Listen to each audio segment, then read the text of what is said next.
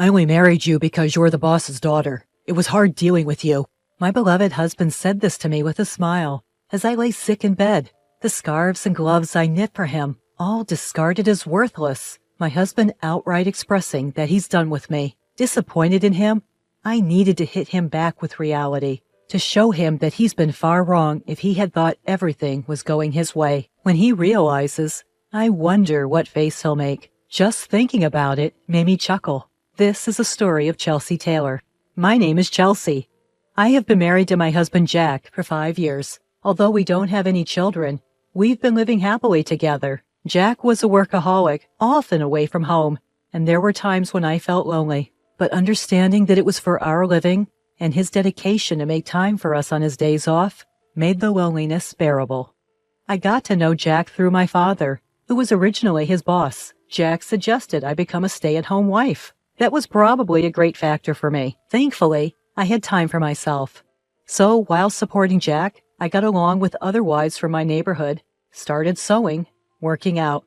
I tried various things to fill my void. What I particularly enjoyed was sewing and knitting, and every winter I would give Jack scarves and gloves. Even though the first ones were poorly made, I got better every year, to the point where Jack said, "It's as good as the ones you get from a store." Hearing my husband's kind words, I became more fond of sewing. Someday, when we have a child, I want to sew together. I told Jack that, and he said, maybe I'll join in and learn when the time comes, and gave me a smile. Of course, I never cut corners in my support for my husband, doing housework and other chores, and prioritizing spending time together on his days off. Thanks to my husband's high salary, I must have seemed to lead quite a privileged life from an outsider's perspective. I myself had no complaints about such a life, vaguely thinking that I would continue to live quietly with my kind husband and our future child. However, the first hint of a shadow over this peaceful living creeped up about 2 years ago. I was waiting for my husband to come home as usual when I suddenly felt dizzy and fell. My husband, who had just returned from work, took me to the hospital. When I woke up, I found myself in the hospital bed. According to the conversation between my husband and the doctor, my symptoms weren't light and seemed to be something I'd have to deal with for life. Fortunately, it didn't mean an immediate threat to my life, but it could happen again. Under this circumstance, I was recommended to stay in the hospital until my body recovered somewhat fully. Seeing me get anxious, my husband said, "Seems like you'll be hospitalized for long, but it's all right. I'll come to see you whenever I have time off from work. So let's get through this together." With him holding my hand and saying these words, I felt my anxiety lighten, and with my supportive husband on my side, I believed everything would be all right, even though I had no grounds for such a belief. Since then, my husband visited me almost daily as he promised. He would hold my hand and ask me how I'm doing. If I mentioned that my days at the hospital were boring, he would bring me my favorite sewing tools, and we would sew together and chat about trivial things that happened that day. Spending time teaching my clumsy husband how to sew was especially fun, and each time we did it, I was able to forget the boredom I felt in the hospital. However, such happy times only lasted about a year. After handing over the yearly tradition of a hand-knitted scarf, the frequency of my husband's visits lessened, and now it's good if he shows his face once every few weeks.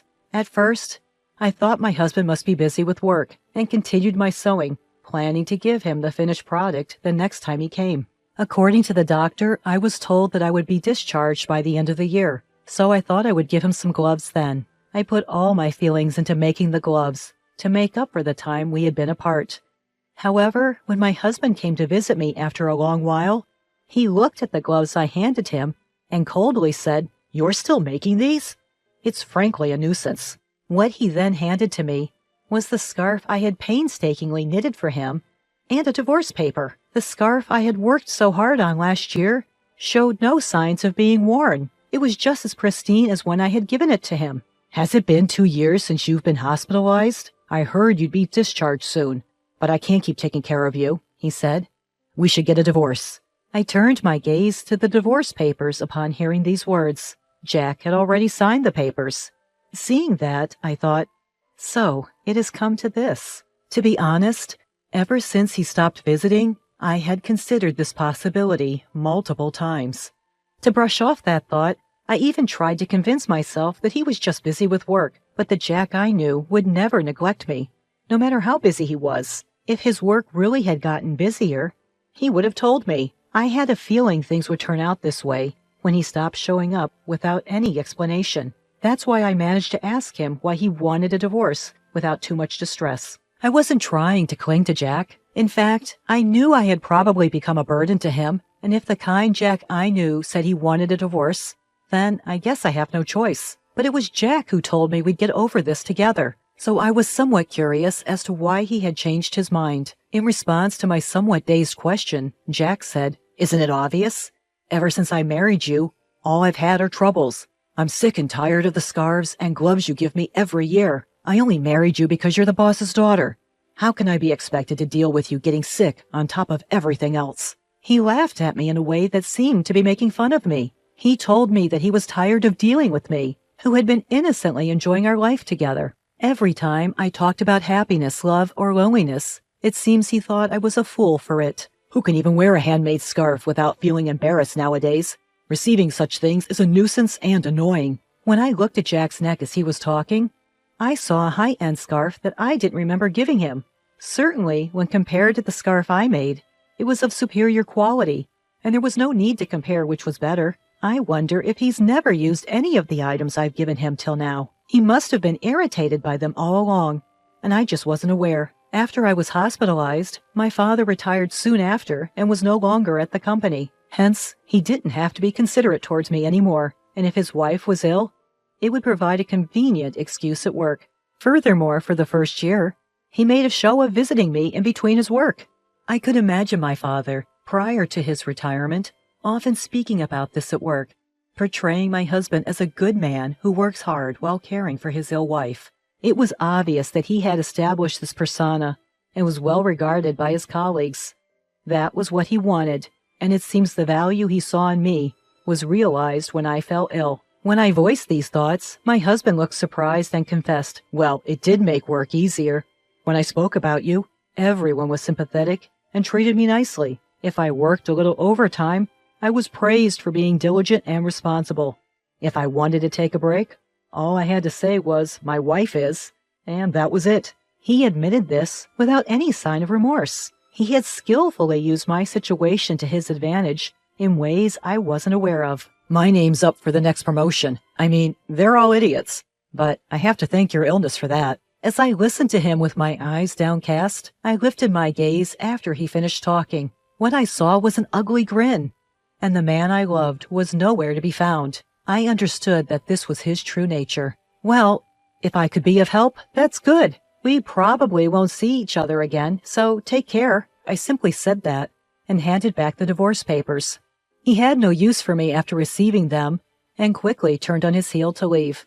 Thus, our divorce was finalized, and I quietly wept. After some time, I was discharged from the hospital and returned home with my parents. When my father heard about what had happened, he raised his voice. "I never thought he would be that kind of guy."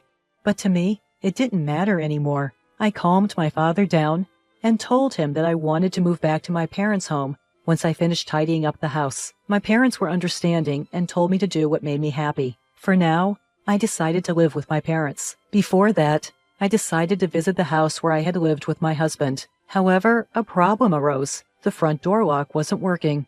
Confused, my parents and I looked at each other and decided to ring the doorbell, only to be greeted by a stranger. In my bewilderment, I asked him about the situation, and he said he had bought the house a little while ago. It seemed he had been living there for a few months already, and appeared to be happily living with his wife and child. My parents' anger only grew with this revelation, but I chose not to disturb the new family, bowed my head, and quietly left.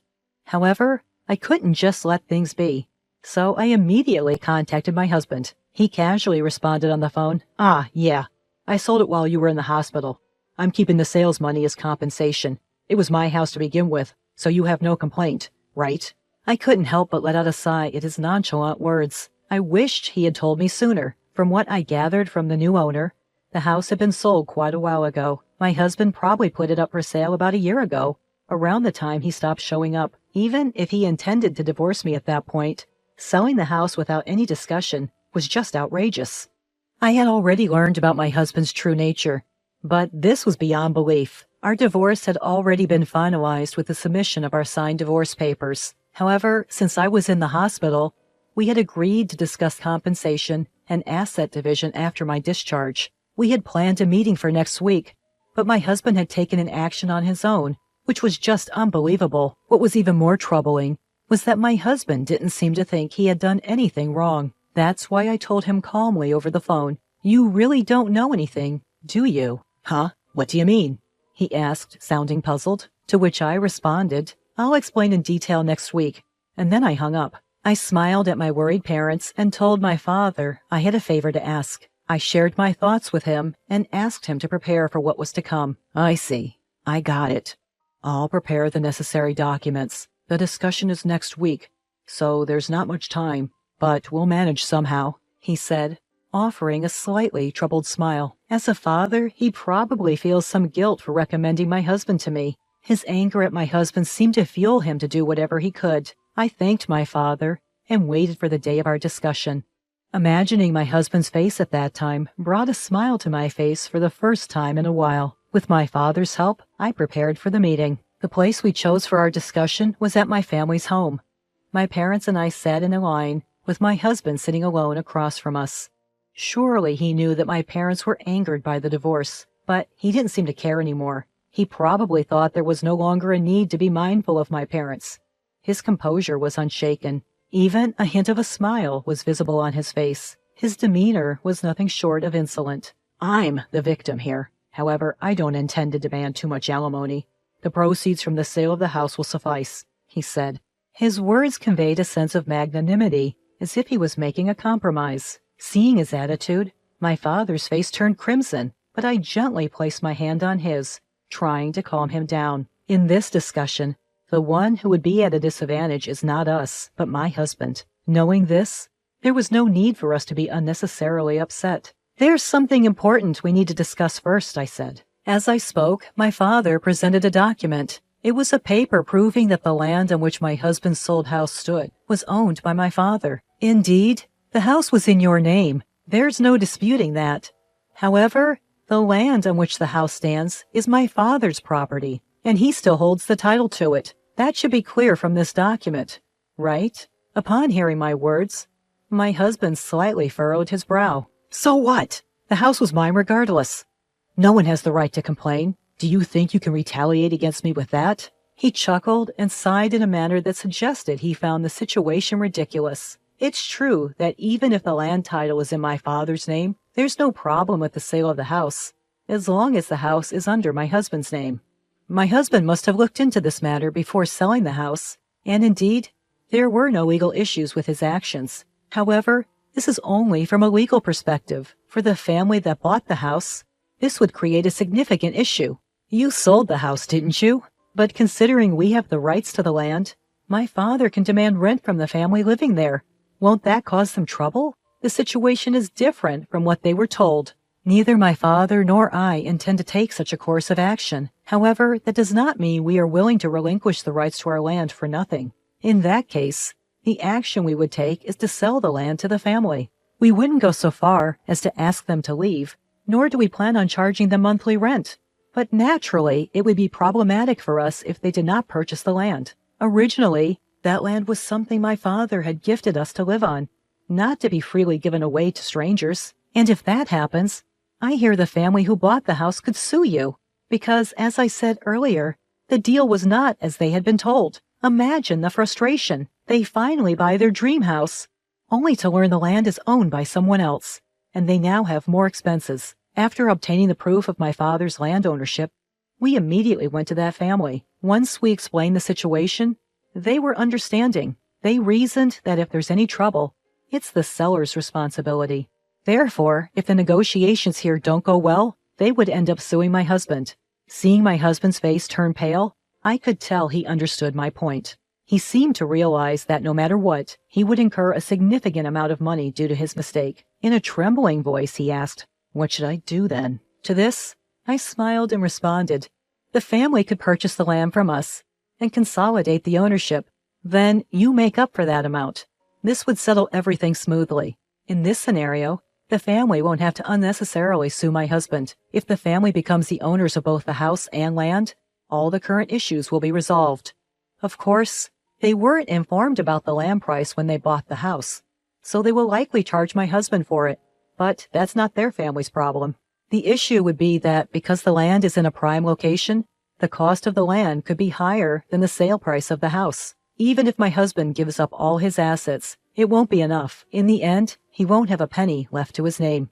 Or you could buy back the house, then pay for the land. Of course, you'd have to pay the family a relocation fee. In this case, both the land and house would return to my husband's possession. He could then sell them again, which could give him some money. However, considering the relocation fee, there's a low chance that my husband will end up with any money. Whichever option he chooses, my husband will be at a loss. Also, about alimony, I've been mentally distressed by your actions. I plan to claim compensation for that, so keep that in mind. All this time, my husband Jack used me as a pawn in his pursuit of promotion at work. Now that I know this, I am repulsed by everything Jack did for me in the past, and I plan to file for damages due to emotional distress because of it. Though evidence is scarce, and it's not very likely that I will win, just discussing this matter is significant given Jack's current circumstances. Jack, who is cornered, might not have the luxury to consider these possibilities, and everything I've just stated might become his reality. To further corner Jack,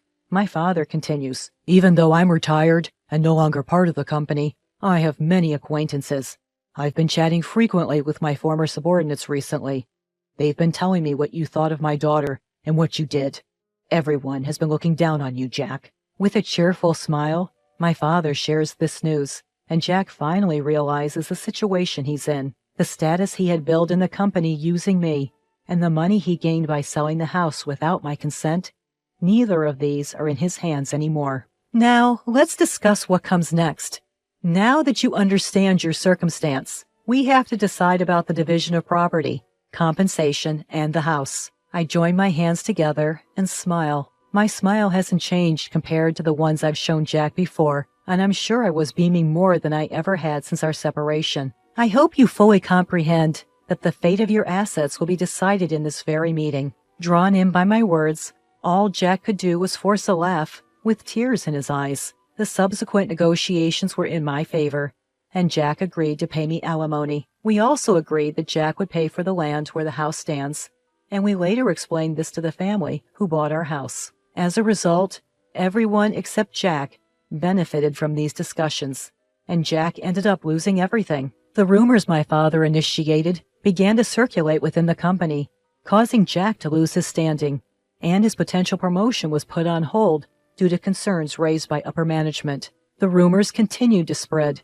leaving Jack without a place to fit in, and soon my father informed me that Jack had resigned. I won't say that all of it was karma, but things gained through exploitation can vanish easily, given someone's intentions.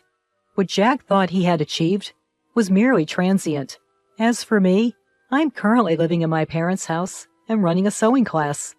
I can't say that my classes are jam-packed, but I've been able to earn a decent income thanks to attendees like my neighborhood wives and kids. While I couldn't make it happen with my own children like I once told Jack, but I've now realized that sharing the things I love with others indeed brings me happiness.